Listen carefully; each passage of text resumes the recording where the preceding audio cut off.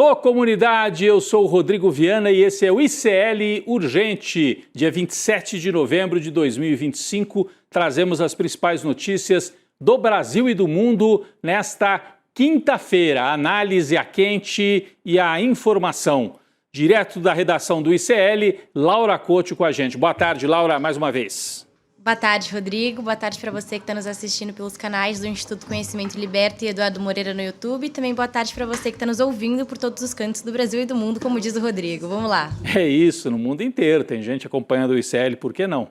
A internet permite esse caminho também. Deixe o seu like, se inscreva no nosso canal, participe também dos cursos do ICL. Se você ainda não é membro da comunidade ICL, vire membro e você tem acesso a dezenas, talvez centenas de cursos, documentários, e você também ajuda e apoia o jornalismo independente aqui do ICL. Boa tarde para você que mora nesse país em que uma nova ação investigativa da Polícia Federal leva a alvos muito próximos das principais figuras do Centrão.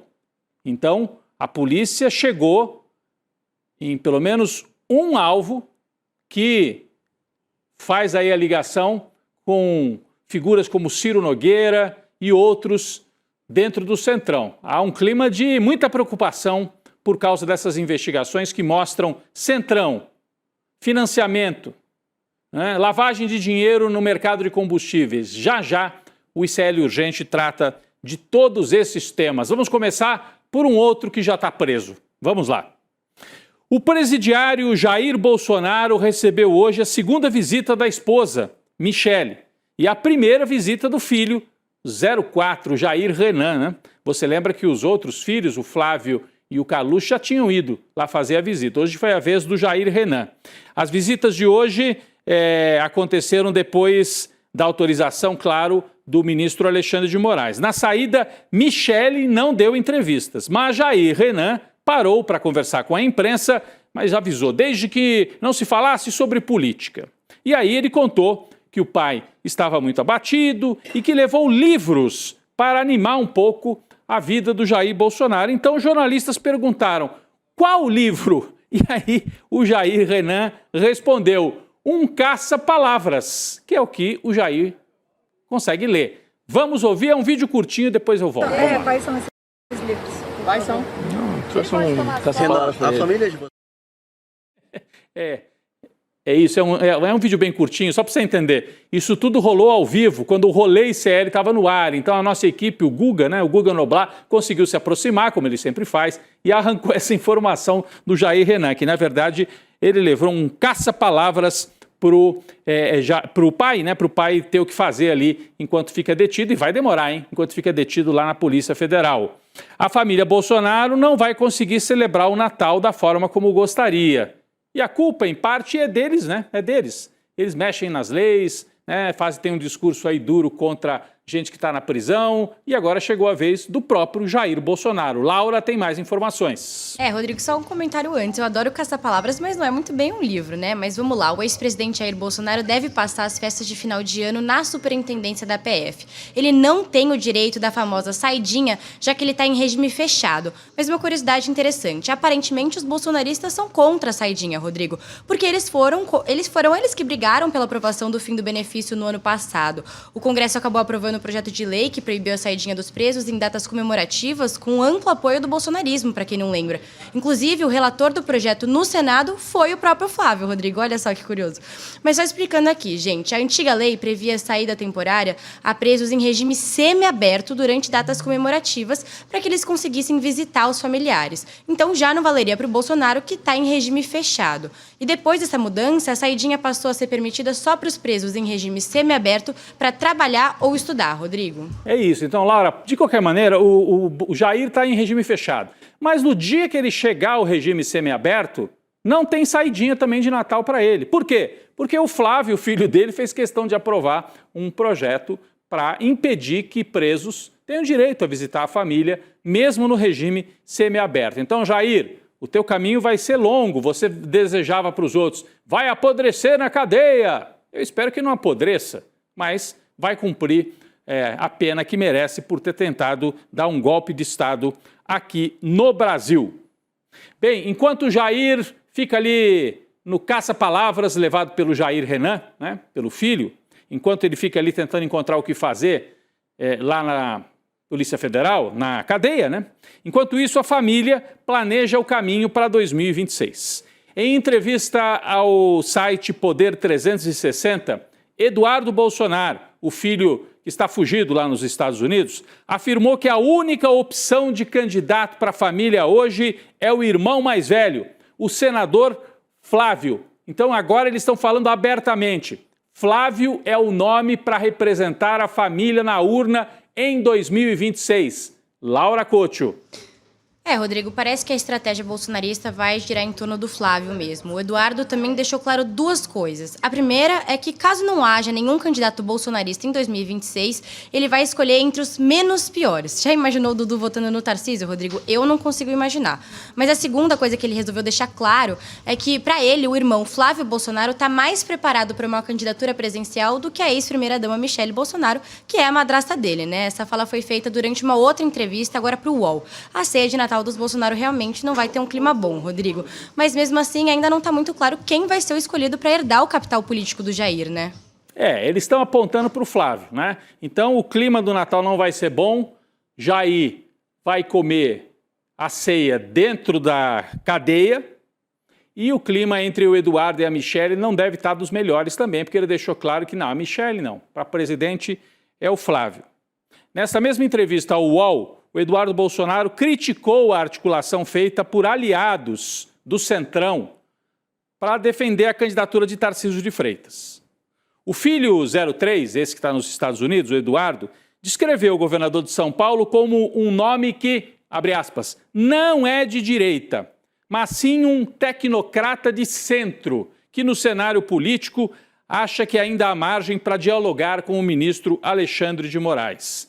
A gente ficava até com saudade já desse clima bom, né, entre os dois, entre Tarcísio, Eduardo. Ou seja, Eduardo, numa só tacada, disse que Tarcísio não é confiável, não é suficientemente de direita para ser o candidato da família Bolsonaro, disse que o nome é o Flávio e que o Tarcísio, se for candidato, vai ser o candidato de outras forças e não da família Bolsonaro. E teve um reforço nessa fala do Eduardo. Olha só, o Eduardo até que foi assim... tranquilo na fala, né? Fez críticas ao Tarcísio, mas sem bater tão pesado.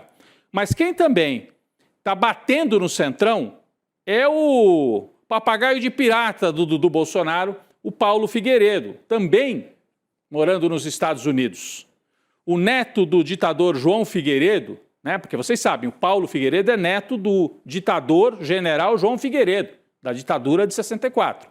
O Paulo Figueiredo afirmou que o bolsonarismo vai, abre aspas, destruir a reputação de Ratinho Júnior, Caiado ou de qualquer um que ouse não apoiar Flávio Bolsonaro e que ouse dividir a direita em 2026. Eles estão falando com todas as letras. É uma ameaça. O Eduardo faz a crítica assim mais política e o Paulo Figueiredo vai para a ameaça direta. Vamos ouvir um trecho da postagem feita pelo Paulo Figueiredo no canal dele aí nas redes sociais. Vamos lá. Mas quanto tempo será que a gente vai demorar para destruir um Ratinho Júnior pelo resto da vida? Quanto tempo a gente vai demorar para destruir qualquer outro candidato que tope fazer esse papel de candidato do sistema, Caiados da vida? Quanto tempo? Eu acho que uma semana de internet a gente acaba com a reputação desse cara para ele nunca mais se eleger nem síndico do prédio. Pelo menos não com voto da direita. Como que a gente acaba com a reputação? Com a verdade. Só expondo que a pessoa é o candidato do sistema. Não precisa de muito. Vocês viram, né? Paulo Figueiredo, em uma semana a gente acaba com a reputação de Caiado, de Ratinho Júnior e mostra que eles são candidatos do sistema. Né? Porque a família Bolsonaro gosta de dizer que é antissistema. Sei, antissistema que coleciona joias, né? Que recolhe dinheiro pelo Pix, antissistema com apoio de toda a casta militar, mas de qualquer maneira é briga na direita, é o fogo no parquinho da direita. O Paulo Figueiredo dizendo que se o Flávio Bolsonaro for o candidato da família Bolsonaro e se alguém de direita ousar lançar uma outra candidatura, eles vão para cima para destruir. Para destruir Ratinho Júnior, destruir Caiado, não vai ter espaço para outro personagem que não seja alguém da família Bolsonaro. Está muito claro o jogo e por causa disso, ele até diz, o Paulo Figueiredo na entrevista, Ele falou assim, eu duvido que o Tarcísio seja candidato, porque ele sabe disso. Ele é um homem inteligente, não vai colocar em risco a carreira dele numa candidatura, porque sabe que isso vai acontecer. Olha só, olha só. Então, fica cada vez mais claro, nesse quadro, Tarcísio provavelmente não vai sair candidato a presidente para levar a pancada dos bolsonaristas. Sai a governador, finge que é amigo dos bolsonaristas, e é mesmo, né? Foi eleito com voto, e a candidatura deve ser mesmo a do Flávio Bolsonaro. Bem, falando neles, em foragidos, em gente fugida lá nos Estados Unidos, o deputado foragido Alexandre Ramagem pegou o voo de Brasília para Roraima e entrou nos Estados Unidos depois, no dia 11 de setembro, que foi o dia da condenação no STF. A Polícia Federal já apura o caso, na verdade, desde outubro. Vamos aos detalhes. Olha isso, está numa matéria aqui do ICL Notícias, está aqui, ó, a nossa manchete, você pode ir lá no site para ver todos os detalhes. Mas vamos lá. Ramagem iniciou a rota de fuga em Brasília a partir de um voo para Boa Vista, capital de Roraima. Isso foi no dia 9 de setembro. É provável que aí, de Roraima para Guiana, ele tenha ido por via terrestre. Nos dias seguintes, tanto ele como a esposa, Rebeca, passaram a postar imagem juntos, como se eles estivessem juntos, mas ele já estava em fuga e a mulher no Brasil. Era uma forma de disfarçar que o deputado já estava, em regime de fuga. Em nota, a Câmara dos Deputados informou que não foi autorizada missão oficial no exterior para o deputado Ramagem. Mas o detalhe é que ele usou R$ 34.800 da cota parlamentar entre setembro e novembro, depois de fugir do Brasil. Continuou usando a cota como se estivesse aqui no Brasil. Laura, há vários indícios, na verdade, provas, né, disso. Rodrigo, a história piora. Mesmo depois do Ramagem ter fugido do Brasil em setembro, ele pediu reembolso para a Câmara dos Deputados de gastos em postos de gasolina no Rio de Janeiro, de acordo com a Polícia Federal. Em pelo menos 3 ocasiões, os abastecimentos aconteceram no horário em que o Ramagem participava, de forma remota, claro, nas votações da Câmara. Então, desde a data aí que a PF afirma que o Ramagem já não estava mais no Brasil, o deputado solicitou reembolso de R$ 4.700 em abastecimentos no Rio de Janeiro. Ou seja, tudo indica que ele não foi ele que abasteceu, né, Rodrigo? Mas o que acontece é que, por mais que a Câmara autorize o reembolso de algumas despesas realizadas por assessores, como passagem aéreas e hospedagens, o uso de combustível só pode ser ressarcido quando ocorre pelo próprio deputado. Essas informações que eu citei são do jornalista Bernardo Melo Franco, do Globo, Rodrigo. Importante dar o crédito, a apuração do Bernardo Melo Franco, bom repórter do jornal O Globo. Então, o Ramagem já estava em fuga, nesse percurso aí que a gente explicou, Brasília, Roraima, Guiana, Estados Unidos. Enquanto estava fugindo, alguém estava abastecendo o carro no Rio de Janeiro, pago com o seu dinheiro. Além disso, o Ramagem está nos Estados Unidos, foragido, com um chip fornecido pela Câmara, com dinheiro fornecido pela Câmara e usando estrutura parlamentar, participando de votações.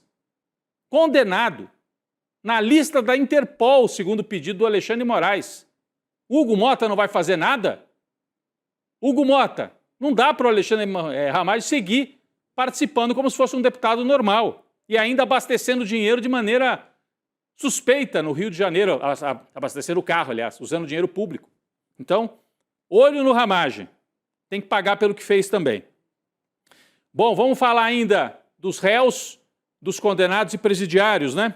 A defesa de Jair Bolsonaro disse ao STF que não houve contato visual com o telefone celular de Nicolas Ferreira quando o deputado federal realizou aquela visita lá à casa no condomínio, quando o Bolsonaro ainda estava na prisão domiciliar.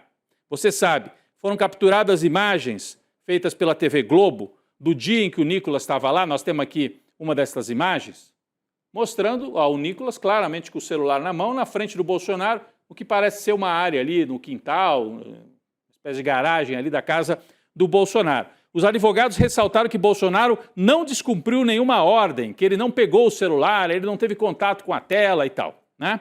Abre aspas. Tratou-se de encontro realizado às claras, tanto que foi possível a sua gravação veiculada no Jornal Nacional, onde se constata que o peticionário, né, o Bolsonaro, cumpria de forma exata a determinação de Vossa Excelência. Quem tem que explicar mais nesse caso é o Nicolas, metido a engraçadinho, Foi com o celular? Será que gravou o quê? Lá junto com o Bolsonaro. É ele que tem que explicar mais.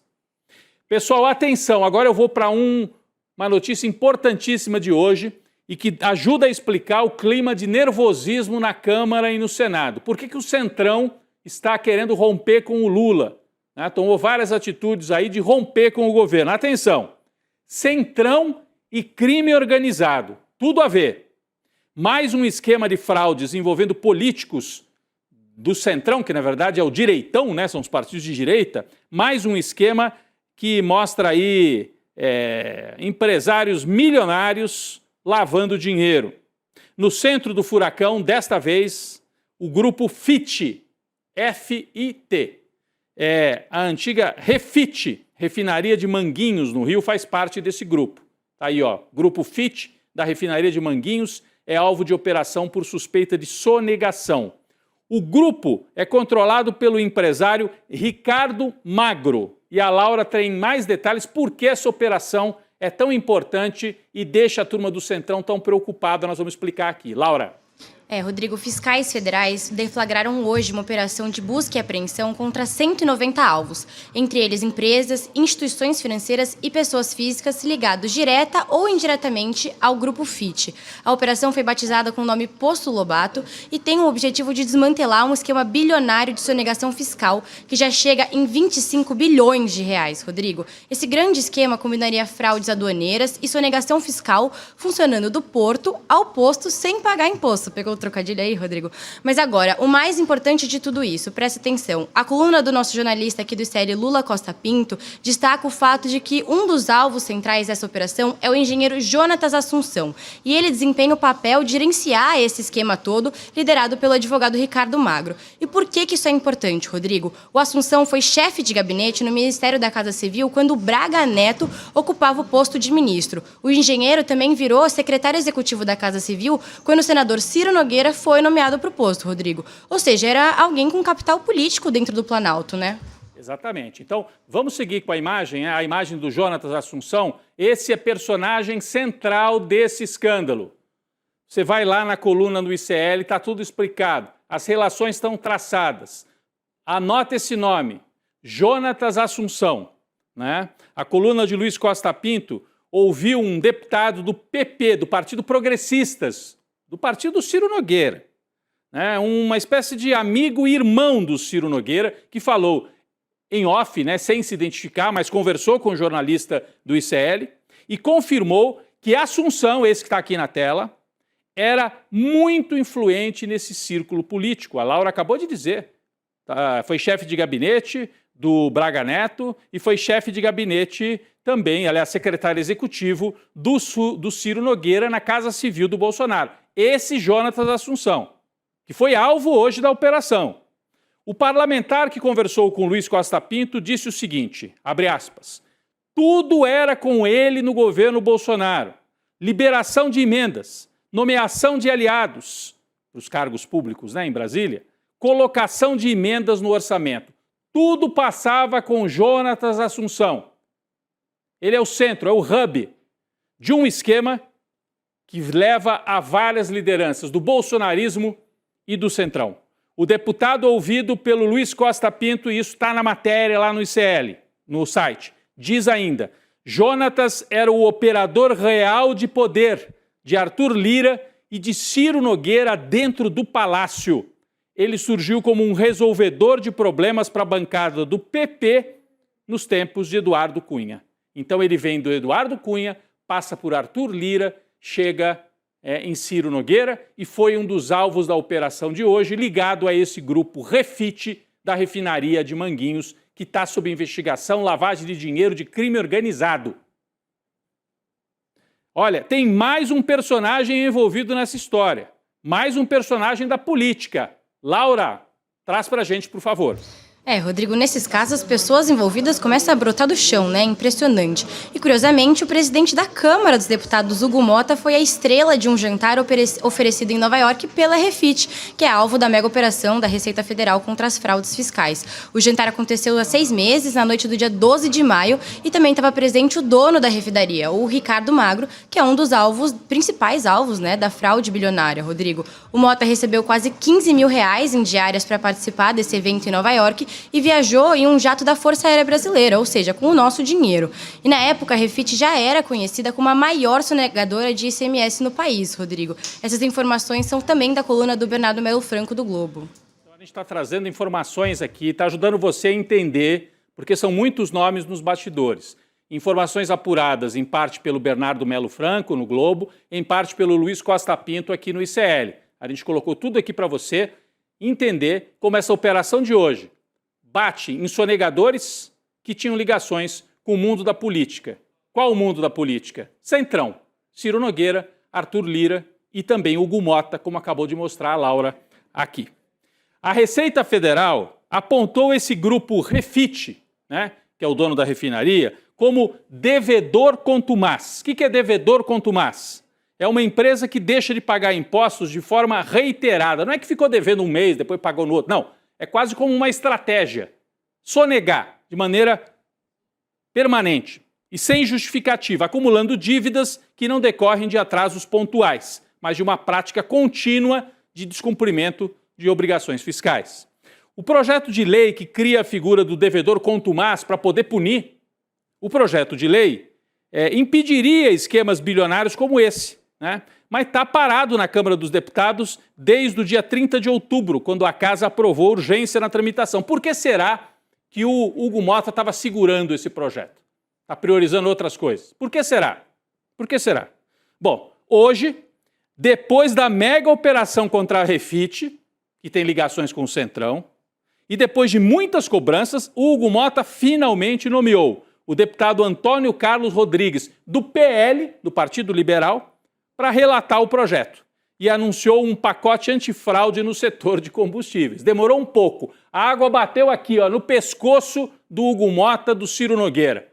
Aí ele resolveu nomear um relator para esse projeto para punir devedores contumazes, inclusive o grupo Refit. O ministro da Fazenda, Fernando Haddad, chegou a fazer uma cobrança pública. Chegou a fazer cobrança pública. Tem que fazer essa lei para poder cobrar essa turma. A gente tem aqui a manchete e tem também a frase dita pelo Fernando Haddad sobre esse assunto. Foi destacada aqui pela nossa equipe. Podemos colocar aqui no telão também a defesa que o Fernando Haddad faz da necessidade de fazer a cobrança. Olha aí, ó. Não há um projeto de oposição à situação, né? É para os empresários de bem e para o bem do Brasil. O devedor contumaz pega um núcleo pequeno de empresas que atuam ilicitamente. Estamos falando de 26 bilhões de reais de impostos não recolhidos. O Rio de Janeiro deixou de arrecadar o que ele gasta por ano com a polícia por causa desses devedores contumazes. Então vai lá o Cláudio Castro, promove um assassinato no Complexo do Alemão e diz: estou combatendo o crime. Não. Combate-se o crime assim, ó, desmontando esses esquemas bilionários de lavagem de dinheiro do crime organizado. Agora parece que vai andar, porque eles estão com medo. Vamos lá, vamos cobrar. Bom, falamos bastante da Câmara, desses esquemas de financiamento e de lavagem de dinheiro. Vamos falar de um outro assunto relacionado também a mercado financeiro e crime. O Senado Federal consolidou uma base ampla o suficiente para tirar do papel a CPI que vai investigar a operação de compra do Banco Master, lembra? Banco Master do Daniel Vorcaro, a compra que seria feita pelo BRB, o Banco Estatal de Brasília, do Distrito Federal. O requerimento apresentado pelo senador Eduardo Girão, do Partido Novo, alcançou 34 assinaturas, 7 a mais do que o mínimo necessário. A CPI tem apoio de quase todos os partidos, do PL ao PT. Vamos ver alguns nomes? A gente tem a lista aqui da turma que está apoiando. Tem o Alessandro Vieira, que é do MDB de Sergipe. Tem gente da direita, a Damares assinou, o próprio Eduardo Girão. Tem gente do PT, também eu vi alguns aqui do PT. Tem gente, vários do PL. Tem a Soraya Tronicle. Então tem gente de vários partidos assinando. O PT foi o Paulo Paim, que eu vi aqui, que também assinou. Bom, enquanto o Senado avança nessa investigação, a Câmara dos Deputados está travada, né? O requerimento apresentado pelo deputado Rodrigo Hollenberg, que é do PSB do Distrito Federal, não atingiu as assinaturas mínimas porque a turma na Câmara está com medo. Muita gente enrolada também com o Banco Master. Vamos voltar aos bolsonaristas que estão presos, essa aqui no exterior, né? Carla Zambelli ganhou mais uns dias de férias como presidiária na Itália. A audiência da deputada sobre extradição que estava prevista para hoje acabou sendo adiada por um motivo interno ali, as questões lá da Itália. Laura, explica para a gente, por favor. Rodrigo, parece que a Zambelli vai aproveitar mais uns dias aí comendo pizza e macarrão na prisão de Roma, né? A audiência da deputada ficou para o dia 4 de dezembro, ou seja, para a próxima quinta-feira. E isso aconteceu devido a um pedido dos advogados da Zambelli, que resolveram aderir a uma greve de advogados penalistas de Roma, Rodrigo. Na audiência da próxima semana, o tribunal vai entrar no mérito da extradição pela primeira vez desde que a deputada foi condenada a 10 anos de prisão por invasão hacker aí ao sistema do Conselho Nacional de Justiça, Rodrigo. Vale lembrar que o representante do Ministério Público já se manifestou favorável ao pedido da Justiça brasileira, Rodrigo. Então a Zambelli vai aguardar mais um pouco, mas vai aguardar presa e provavelmente vai ser extraditada. Começo do ano que vem ela deve estar fazendo companhia para o Jair Bolsonaro na cadeia aí, aqui no Brasil. Por enquanto está presa lá na Itália. Atenção, pessoal, notícia da maior gravidade de hoje, hein? O Congresso Nacional aprovou, na verdade, aprovou, né? Um dos maiores absurdos em relação ao meio ambiente. Deputados e senadores derrubaram os vetos do presidente Lula a vários trechos da Lei de Licenciamento Ambiental, conhecida como o PL da Devastação. Eu vou explicar bem rápido aqui. O PL da Devastação tinha vários trechos contestados por ambientalistas. Por exemplo, deixava para os estados decidirem várias questões sem uma legislação nacionalizada, né? O Lula havia vetado vários desses trechos porque considerava perigosos para o meio ambiente brasileiro, né? O agronegócio fez pressão e aí o que aconteceu? O Congresso derrubou os vetos do Lula. Volta a ser o projeto de destruição ambiental por pressão do agronegócio em parceria com o Centrão, que derrubou os vetos também como uma resposta ao Lula, nessa guerra política de Hugo Motta e Alcolumbre contra o Lula, que na verdade é uma guerra contra o Brasil e, nesse caso, contra o meio ambiente no Brasil. Clima também difícil, você sabe, o Lula indicou o Jorge Messias para o Senado, né, para ocupar uma vaga no STF, mas o Senado tem que aprovar. E aí o Senado já marcou para o dia 10 de dezembro o que seria a sabatina do Messias. Só que o governo está tentando adiar, ganhar tempo. O indicado de Lula enfrenta resistências de Davi Alcolumbre, que queria indicar o Rodrigo Pacheco, só que o Senado não tem atribuição de indicar ministro, de escolher ministro do Supremo. O Davi Alcolumbre está fazendo uma tremenda chantagem, o governo tenta ganhar tempo, por quê? Porque o nome do Messias já apareceu no Diário Oficial, mas o Lula ainda não entregou oficialmente para o Congresso a indicação. Então não poderia marcar a audiência, a sabatina, sem que esse papel chegue lá no Senado. O Lula quer ganhar tempo para ver se deixa isso para o ano que vem, porque o Messias precisa de tempo para convencer senadores. Hoje, pelas contagens feitas, ele está ainda sem os 41 votos necessários para ser aprovado como novo ministro do Supremo Tribunal Federal. É guerra do Centrão contra o Lula. Centrão sem candidatura, Bolsonaro preso, e eles estão chantageando abertamente o governo e chantageando o Brasil. Laura Couto, obrigado mais uma vez pela parceria ao vivo aqui no ICL Urgente. Obrigada, Rodrigo. Até amanhã. Até amanhã, e eu deixo o convite. É hoje, hein, meu pessoal? É hoje, hein? A primeira pós-graduação do Brasil em Teoria Crítica da Sociedade está aqui no telão, ó. É hoje, às 8 horas da noite, vai ser o lançamento da pós-graduação. Tem esses professores aqui, ó. Vladimir Safatli, Gessé Souza, Márcia Tiburi, Elia Jabur, Nancy Fraser, Lindené Pareto, Rafael Valim, Álvaro Garcia Lineira. Você não pode perder. O lançamento da pós acontece hoje, 8 horas da noite. Você se inscreve em iclurgente.com.br. Aí você fica sabendo como é que é essa pós-graduação. Tem condições especiais para se inscrever. Quem participar da live hoje tem condições especiais. E aí você, assistindo hoje, você, tenho certeza, vai gostar e vai querer fazer também esse curso aqui no ICL. Se inscreva, iclurgente.com.br, ou se inscreve pelo QR Code que também está aqui na tela. É isso aí. O N2 vem agora com a Gabi Varela, o Chico Sá, toda a nossa equipe. Daqui a pouco eu estou por lá. O ICL Urgente volta amanhã. Obrigado. É hoje! Chegou mais um daqueles dias que a gente tem que marcar no calendário do ICL, porque vai fazer parte para sempre da história do ICL.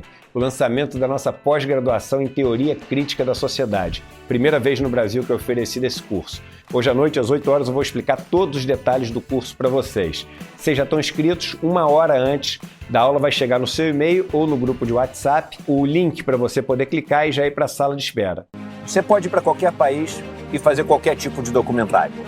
Eu não hago apologia da pobreza, hago apologia da sobriedade. Agora, eu disse, vem! Eu desafiei, vem aqui, para ver se eu tenho renda ou não. Para quem ainda não entendeu, isto é uma guerra de narrativas. E nos campos de batalha, as máquinas de moer reputações estão sempre à espreita. Pouco interessa os meios, interessam apenas os fins. E os fins são muito lucrativos nesta indústria. Veja a importância da resiliência dos colegas que nunca abandonaram esse caso. Então não adianta vocês fazerem campanha contra mim, porque eu vou continuar fazendo meu trabalho como jornalista como eu sempre fiz. E a relação fraterna com as pessoas não entra no PIB. Você tem as condições que você precisa para viver numa comunidade onde um não depende de explorar o outro. Eu sei que eu não vou ver a colheita, mas faço questão de morrer semente. Eu disse uma coisa que eu repito: a morte vai me encontrar lutando. Acho que a gente escolheu bem as pessoas que trabalham com a gente.